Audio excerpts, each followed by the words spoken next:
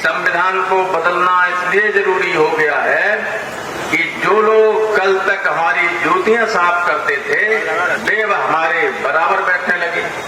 कहा कि नहीं कहा? सबने सुना। और फिर बिल्कुल ताजा ये अयोध्या से एक एमपी है जो उम्मीदवार है लल्लू सिंह बीजेपी का, वो कह रहा है 400 सीटों की इसलिए बात मोदी जी कर रहे हैं कि 400 अगर दिला दोगे तो संविधान बदल देंगे। तो बताओ संविधान को बचाओगे या बदल देने दोगे? जो बचाने वाले हाथ उठाएं। ये जीवन और मौत का सवाल है हिंदुस्तान की जनता के लिए, केवल फिरोजाबाद की बात नहीं कर रहा हूं। संविधान ने ही आपको अधिकार दिए हैं कि अपनी बात कह सकते हो, लेकिन अब तो संकट ये हो गया कि बात कहने पर ही मुकदमा कायम हो जाता। सुप्रीम कोर्ट कहता है कि ऐसा नहीं, अभिव्यक्ति की स्वतंत्रता है, सरकार की आलोचना करने का अधिकार किसी को भी है, लेकिन सरकार के दबाव में जिसको चाहते हैं उसके खिलाफ मुकदमा हो जाता है। अभी अच्छे नॉमिनेशन करने गए, अब ये इलेक्शन का सुप्रीम कोर्ट ने और इलेक्शन कमीशन ने कर दिया है कि अगर किसी खिलाफ मुकदमा है तो 3 बार अखबार में निकाला जाएगा। लोग तो जानते नहीं मुकदमा क्या है। इनके खिलाफ 3 मुकदमे, एक धारा 44 के उल्लंघन का, 188। कभी नहीं, पहले हम लोग जिंदगी भर कौन सा आंदोलन करते आए, 144 रोज तोड़ते आए, हमारा आंदोलन ही यही था। डॉक्टर लोहिया ने सिखाया ये था कि दफा 44 हटाओ, ये गैर कानूनी है। हर बार कहते थे दफा 44 तोड़ेंगे और जेल जाते थे, कोई मुकदमा काम नहीं हो, जेल गए और छूट गए। अब मुकदमा चार्जशीट। और कोरोना काल में हर जगह से मुकदमे गवर्नमेंट ने वापस कर लिए, लेकिन फिरोजाबाद में वापस नहीं हुए 2 मुकदमे, वो भी कोरोना। यहाँ कचहरी पे सड़क के किनारे बैठे धरना दे रहे थे, वो कोरोना काल का मुकदमे।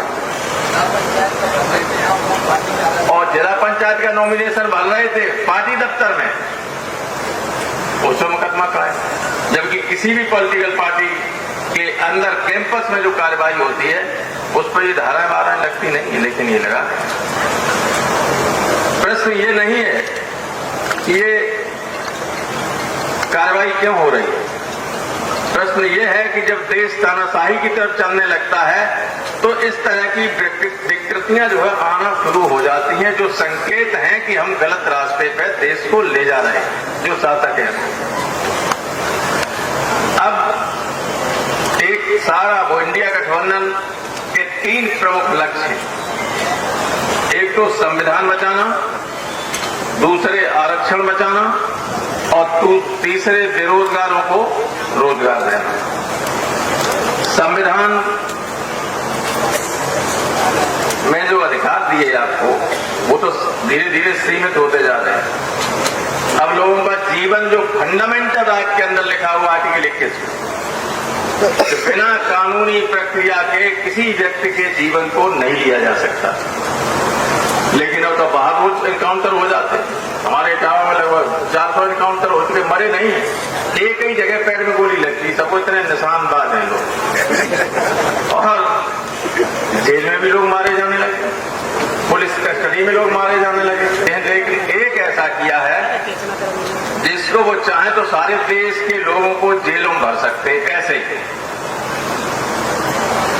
पहले ये था कि पुलिस के सामने जो बयान देगा कोई भी व्यक्ति तो न्यायालय में मान्य नहीं होगा, लेकिन नए जो संशोधन हुए 1 जुलाई से लागू होंगे या हो चुके हैं, उसमें यह व्यवस्था कर दी कि पुलिस के सामने दिया गया बयान भी न्यायालय में मान्य होगा।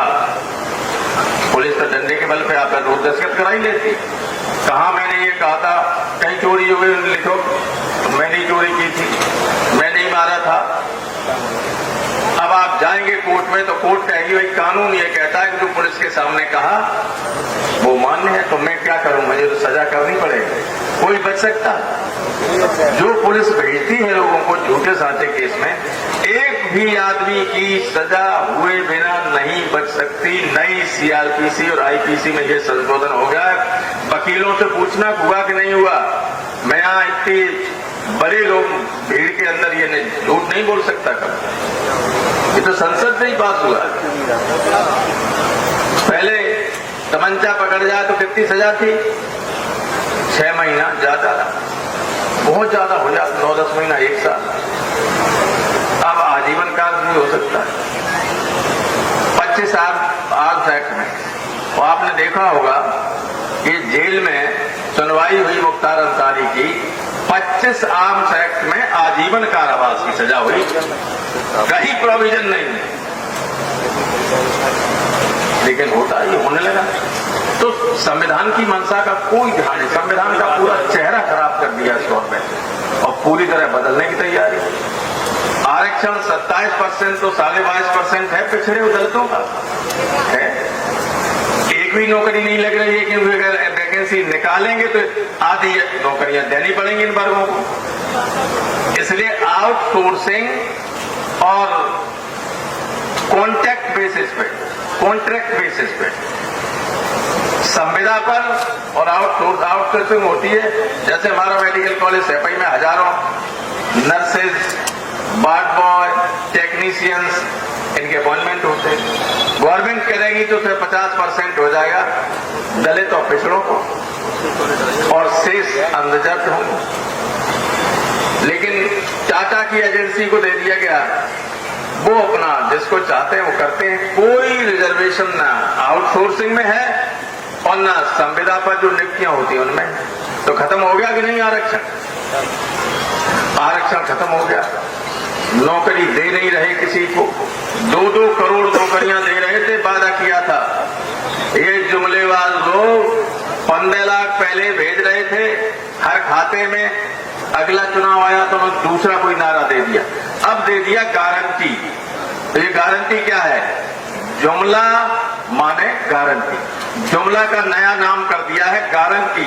मोदी की गारंटी। मोदी की गारंटी सिर्फ ये है कि संविधान बदलेंगे, पिछड़े दलितों का आरक्षण नहीं देंगे। आपने पढ़ा होगा।